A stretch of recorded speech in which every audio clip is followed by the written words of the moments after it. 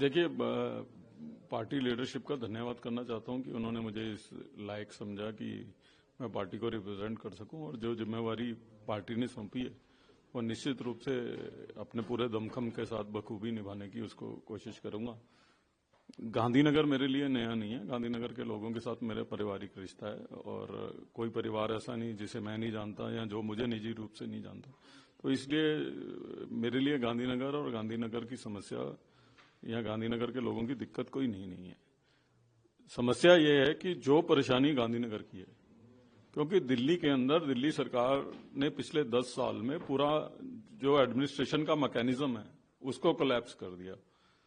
दिल्ली जल बोर्ड जो कभी मुनाफे की संस्था होती थी 2013 के बाद जो है वो आज कर्जे में डूबी हुई है, जिसकी वजह से दिल्ली में सीवर के टेंडर्स नहीं हो रहे, पानी की लाइनों के टेंडर नहीं हो रहे।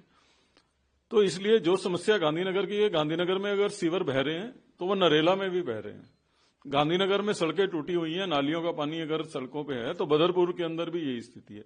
तो पूरी दिल्ली की जो समस्या है वही गांधीनगर के लोगों की समस्या है और उसको निश्चित रूप से हल करने की जरूरत है। और वो हल तभी होगा जब एक ऐसी सरकार से छुटकारा मिले जिसने दिल्ली को केवल दुख देने का और दिल्ली के अंदर जो है एडमिनिस्ट्रेशन को टोटली पूरी तरीके से नस्ते नबूद करने का काम किया हो। आज दिल्ली के लोगों ने खोया है। दिल्ली के लोगों की उम्र इस पॉल्यूशन की वजह से कम हो रही है, जिसको दूर करने का एक स्टेप भी लेना मुनासिब जो है वो दिल्ली के पूर्व मुख्यमंत्री, दिल्ली की मुख्यमंत्री सरकार जो है वो ठीक नहीं समझती। दिल्ली की महिलाओं को मुफ्त ट्रैवल की बात करते हैं, लेकिन जब इन्होंने टेक ओवर किया था उस समय दिल्ली के अंदर 6000 से ज्यादा बसें थी। आज वो बसों की संख्या 2500 रह गई है, उनकी भी लाइफ पूरी हो गई है। तो एक तरफ ये मुफ्त ट्रैवल की बात करते हैं, दूसरी तरफ पॉपुलेशन 25% बढ़ी है, लेकिन बसेस की संख्या 50% कम हो गई है। तो केवल और केवल कोरे नारों और वादों से तो काम चलने वाला है नहीं है। तो इसलिए आज दिल्ली के लोगों को सोचने की जरूरत है कि जिन लोगों ने जो है दिल्ली को केवल कष्ट दिया है, अब जेल से आके तो इन्होंने खुद माना है कि दिल्ली की सड़कों के अंदर गड्ढे हैं। जेल से आके इन्होंने खुद माना है कि बिजली पानी के बिल जो है वो बढ़े हुए आ रहे हैं। आज एलजी साहब ने इंटरफेरेंस करके पीपीएससी के चार्जेस को 50% किया, अदरवाइज बिजली के बिल भी बढ़े हुए आ रहे थे। तो सड़कें हमारी खराब हैं, सीवर हमारे खराब हैं और इससे बड़ा दुर्भाग्य दिल्ली का क्या हो सकता है कि बिना बाढ़ के जस्ट बिकॉज आपका ड्रेनेज सिस्टम सही नहीं है और आपकी सीवेज जो है वो वापस बैक मार रही है, हमारे बच्चे जो है बेसमेंट में बारिश होने की वजह से मर जाते हैं। इससे ज्यादा बदनसीबी क्या हो सकती है कि देश की राजधानी में इस तरीके की घटनाएं हों। और मैं अगर मंत्री या मुख्यमंत्री होता और ऐसी घटना होती तो निश्चित तौर पे या तो मैं उस घटना का इलाज करता या मैं तुरंत रिजाइन कर देता। इस तरीके की सिचुएशन के ऊपर जो है इन्होंने दिल्ली को लेके आ दिया और मुझे लगता है कि दिल्ली के लोग उस बात को बखूबी समझ भी रहे हैं। और जो सरकार निरंतर 10 साल से कह रही है कि मुझे एलजी नहीं काम करने दिए जा रहे, मुझे बीजेपी नहीं काम करने दे रही, वो अगले 5 साल भी यही कहेगा। जब उनको पिछले 10 साल काम करने नहीं दिया तो अगले 5 साल कैसे काम कर लेंगे वो।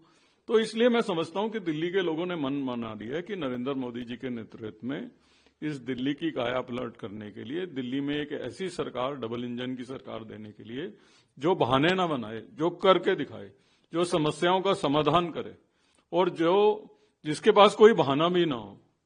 और केंद्र में नरेंद्र मोदी जी के नेतृत्व वाली सरकार है, उनके आशीर्वाद से दिल्ली में बीजेपी की सरकार बनेगी तो दिल्ली दोबारा से एक बार विकास के रास्ते पे जाएगी।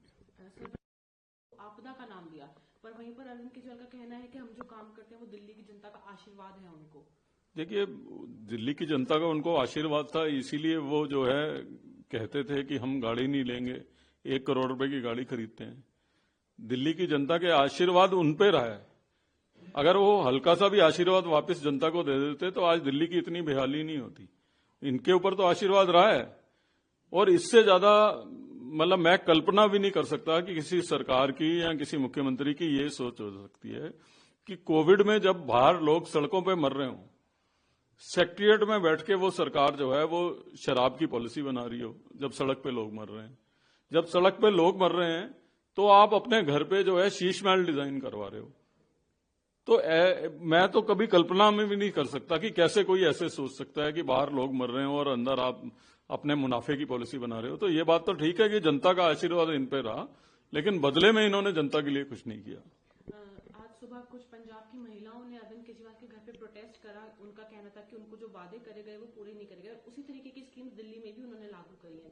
देखिए, ऐसा है कि निश्चित तौर पे पंजाब की महिलाओं के साथ तो इन्होंने उनकी भावनाओं के साथ धोखा दिया ही है, लेकिन आप ये क्यों भूल जाते हैं कि जब पिछला लोकसभा का इलेक्शन था तो इन्हीं अरविंद केजरीवाल ने कहा था कि हमने 1,000 रुपए की स्कीम पास कर दी है जो 2 महीने में सबके बैंक खाते में आ जाएगी। आज 8 महीने हो गए, मुझे तो लगता नहीं किसी के बैंक खाते में आई है। उसके बाद जो है उसी को 1,000 को बढ़ा के ये 2,100 कर देते हैं। जब वो 1,000 नहीं आए तो ये 2,100 कैसे आएंगे? और धोखा देना तो जो है इनकी पुरानी आदत में शुमार है। ये पार्टी की बुनियाद बनी थी कि हम जन लोकपाल बिल लेके आएंगे। चलिए, दिल्ली में तो इनका बहाना बना लिया, ये कहते हैं कि हमको केंद्र सरकार नहीं लाने दे रही, एलजी नहीं लाने दे रहे, या कोई और बहाना लगा देते हैं। पंजाब में तो कोई लेफ्टिनेंट गवर्नर नहीं है, वहां तो कोई रोक नहीं रहा, इनको पूरी सरकार है, वहां जन लोकपाल क्यों नहीं लेके आए? तो इसलिए जो ये कहते हैं वो तो कभी करते ही नहीं है। ये कह रहे हैं कि हमने महिलाओं को मुफ्त ट्रैवल कर दिया। मैंने अभी आपको बताया बसेस की संख्या कम हो गई है, तो उस मुफ्त ट्रैवल किस काम का जब 1-1 घंटे तक लोग बस का इंतजार करते हैं। दिल्ली की किसी सड़क पे निकल जाइए, बिना कहे निकल जाइए, आपको सड़क के कोने पे जो है बसें खराब मिल जाएंगी। तो ये तो आम सीन हो गया दिल्ली के अंदर। तो इन्होंने केवल और केवल दिल्ली के लोगों को गुमराह करने के अलावा कोई काम किया नहीं है। मैं दिल्ली के लोगों से अपील करना चाहूंगा कि हमको बैठ के फैसला करना पड़ेगा कि हम अपने भविष्य में किस तरीके की दिल्ली चाहते हैं। दिल्ली दोबारा से देश की राजधानी के अनुरूप एक शहर बने, उसके लिए बहुत जरूरी है कि ऐसे लोगों से मुक्ति पाई जाए। होम मिनिस्टर ने जाएगा, क्या कहते हैं? निश्चित रूप से लिया जाएगा। मैंने अभी आपसे जिक्र करा कि बाहर लोग कोविड से मर रहे थे और अंदर ये किस तरीके की पॉलिसी बना रहे थे। जल बोर्ड जो है, जब ये सरकार आई थी तो मुनाफे में था, आज जल बोर्ड के ऊपर जो है करोड़ों का कर्जा है। मैं खुद ट्रांसपोर्ट मिनिस्टर रहा हूं। 2010 के पहले के आंकड़े उठा के देख लीजिए, डीटीसी भी मुनाफे में थी, आज डीटीसी जो है घाटे में चल रही है। जिन कर्मचारियों को पक्का करने की बात करके आए थे, आज वो बेचारे 10 की जो है वो ठोकरें खा रहे हैं। पहली मर्तबा हुआ है पिछले 20 सालों में कि दिल्ली का बजट जो है वो डेफिसिट में आया है। दिल्ली को इन्होंने इस कगार पे लाके खड़ा कर दिया है। आप दिल्ली के 12 कॉलेजेस हैं जो दिल्ली यूनिवर्सिटी से एफिलेटेड हैं, जिसको दिल्ली गवर्नमेंट फंडेड है। आप किसी भी कॉलेज में चले जाइए, वहां के लेक्चरर से, वहां के प्रोफेसर से पूछ लीजिए, वहां के कर्मचारी से पूछ लीजिए कि क्या समय अनुसार उनको तनख्वाह मिलती है। ये पहली मर्तबा हो रहा है कि दिल्ली की सरकार के कर्मचारियों को तनख्वाह तक नहीं टाइम से मिल रही। जल बोर्ड घाटे में, डीटीसी घाटे में, और आप फिर कह रहे हैं कि हम महिलाओं को 2,100 रुपए देंगे, जबकि आपके पास कोई बजट का प्रावधान नहीं है। तो इसलिए इनसे तो पाई पाई का हिसाब लेने की जरूरत ही है।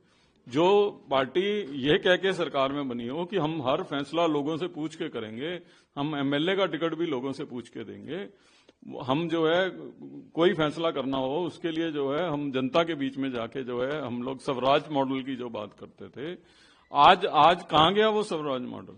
आज तो ये किसी से मिलना पसंद नहीं करते, बात करना तो दूर की बात है।